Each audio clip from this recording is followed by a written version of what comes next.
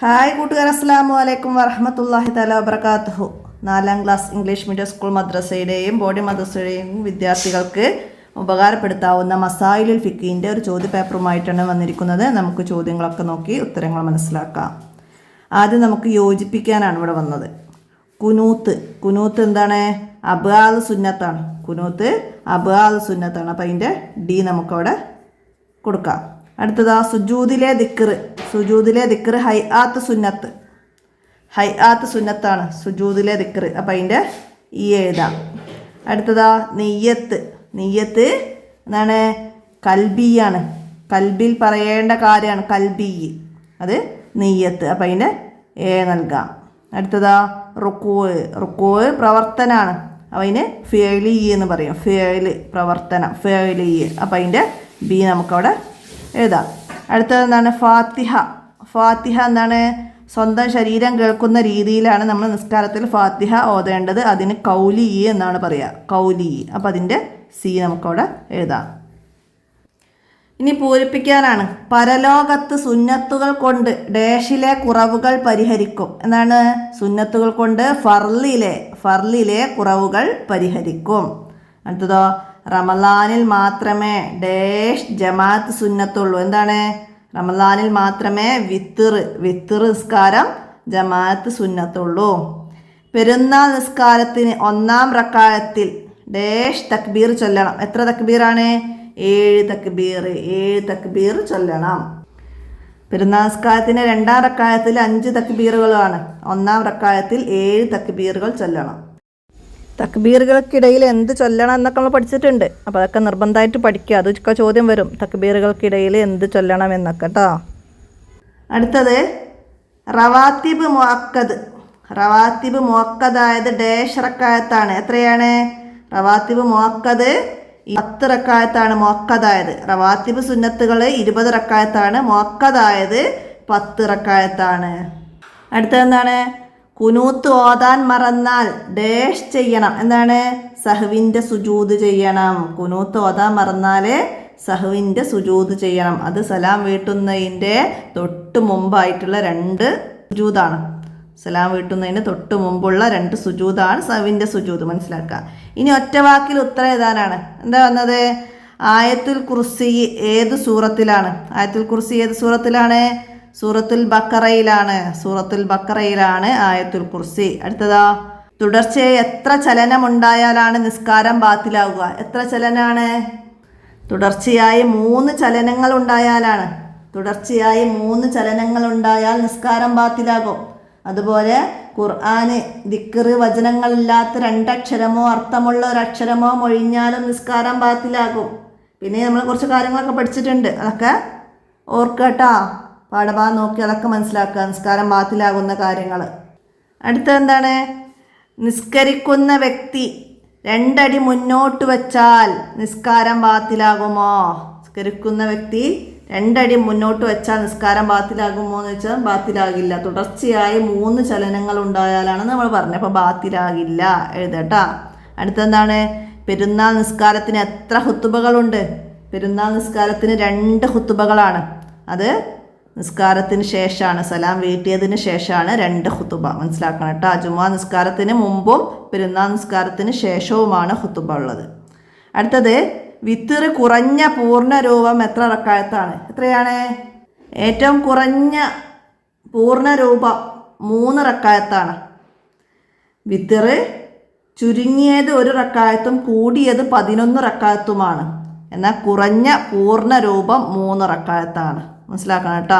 വിത്തറിൽ ചൊല്ലേണ്ട സൂറത്തുകളൊക്കെ നമ്മൾ പഠിച്ചിട്ടുണ്ട്. 1-ാം റക്അത്തിൽ സൂറത്തുൽ അഅ്ലായും 2-ാം റക്അത്തിൽ സൂറത്തുൽ കാഫിറൂനയും 3-ാമത്തെ റക്അത്തിൽ ഇഖ്ലാസും മുഅവ്വിദതൈനിയും ഓതൽ സുന്നത്തുണ്ട്. പിന്നെ 3 പ്രാവശ്യം സുബ്ഹാനൽ മലിക്കിൽ ഖുദ്ദൂസ് എന്ന് പറയലും സുന്നത്തുണ്ട്. അപ്പോൾ ഒക്കെ ഓർത്ത് വെക്കണം. വിത്തറിൽ നിസ്കാരത്തിൻ്റെ അവസാനത്തിൽ 3 തവണ പറയൽ സുന്നത്തുള്ള ദിക്ർ ഏതാന്നൊക്കെ ചോദ്യം വരും. അടുത്തത് സുജൂദ് സഹ്വ് എന്നാൽ എന്താണ്? അബ്ആൽ സുന്നത്തുകളിൽ നിന്ന് വല്ലതും നഷ്ടപ്പെട്ടാൽ സലാമിൻ്റെ തൊട്ടു മുമ്പായി 2 സുജൂദ് ചെയ്യലാണ് സഹ്വിൻ്റെ സുജൂദ്.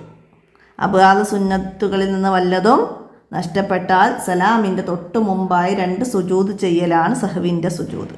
അടുത്തത് നിസ്കാരം ബാത്തിലാകുന്ന കാര്യങ്ങളിൽ നിന്ന് 3 എഴുതുക. നമ്മൾ നേരത്തെ പറഞ്ഞിരുന്നില്ല. അതുകൂടാതെ എന്താണ് നിസ്കാരം മുറിക്കാൻ കരുതുകയോ അതിൽ ശങ്കിക്കുകയോ ചെയ്യുക, പിന്നെന്താ നീയത്തിൽ സംശയിക്കുക, ഫർളിനെ ഫർളല്ലെന്ന് വിചാരിക്കുക, തമാശയായി വല്ലതും ചെയ്യുക, നോമ്പ് മുറിയുന്ന കാര്യമുണ്ടാവുക, ഫെയിലിയായ റുക്കിനെ മനഃപൂർവ്വം വർദ്ധിപ്പിക്കുക. അതൊക്കെ നിസ്കാരം ബാത്തിലാകുന്ന കാര്യങ്ങളാണ്. അപ്പോൾ അതിൽ നിന്ന് 3 എഴുതി കൊടുക്കുക. അപ്പോൾ ഫെയിലിയായ റുക്കിനെ വർദ്ധിപ്പിച്ചാൽ നിസ്കാരം ബാത്തിലാകും, അത് മനസ്സിലാക്കുക. അതുപോലെ ചോദ്യം വരുന്നത് റുക്കൂ 2 ചെയ്തു, നിസ്കാരം ബാത്തിലാകുമോ? ഫെയിലിയായ റുക്കുനാണ് റുക്കൂ.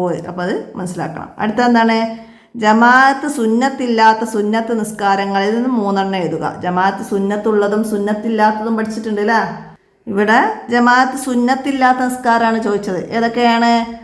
റവാത്തിബ് സുന്നത്തുകൾ, ലുഹ, തഹിയ്യത്ത്, തഹജ്ജുദ്, അവ്വാബീൻ, തസ്ബീഹ് നിസ്കാരം. ഇതൊക്കെ ജമാഅത്ത് സുന്നത്തില്ലാത്തതാണ്. അതിൽ നിന്ന് 3 എഴുതുക. ജമാഅത്ത് സുന്നത്തുള്ള നിസ്കാരമാണ് 2 പെരുന്നാൾ നിസ്കാരം, ഗ്രഹണ നിസ്കാരം, മഴയ്ക്ക് വേണ്ടിയിട്ടുള്ള നിസ്കാരം, പിന്നെ തറാവീഹ്, പിന്നെ റമളാനിലെ വിത്തർ നിസ്കാരം. ഇതൊക്കെ ജമാഅത്ത് സുന്നത്തുള്ളതാണ് കേട്ടോ. ഇനി അടുത്തത് ബലിപെരുന്നാൾ നിസ്കാരത്തിൻ്റെ നിയ്യത്ത് എഴുതുക. ഏതാണ് ബലിപെരുന്നാൾ നിസ്കാരം? എന്താണ്? വലിയ പെരുന്നാൾ സുന്നത്ത് നിസ്കാരം 2 റക്അത്ത് ഇമാമോട് കൂടി അദാ ആയി ഖിബിലയിലേക്ക് തിരിഞ്ഞ് അല്ലാഹു തആലാക്ക് ഞാൻ നിസ്കരിക്കുന്നു. ഇതാണ് ബലിപെരുന്നാൾ നിസ്കാരത്തിൻ്റെ നിയ്യത്ത്. മനസ്സിലാക്കട്ടോ. അടുത്ത എന്താണ്? തറാവീഹ് നിസ്കാരത്തിൻ്റെ സമയം. തറാവീഹ് നിസ്കാരത്തിൻ്റെ സമയം എപ്പോഴാണ്?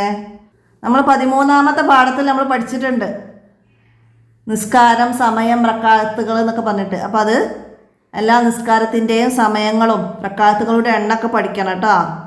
അപ്പോൾ അതൊക്കെ നന്നായി മനസ്സിലാക്കണം. ഇവിടെ തറാവീഹ് നിസ്കാരത്തിൻ്റെ സമയമാണ് ചോദിച്ചത്. തറാവീഹ് നിസ്കാരത്തിൻ്റെ സമയം എന്താണ്?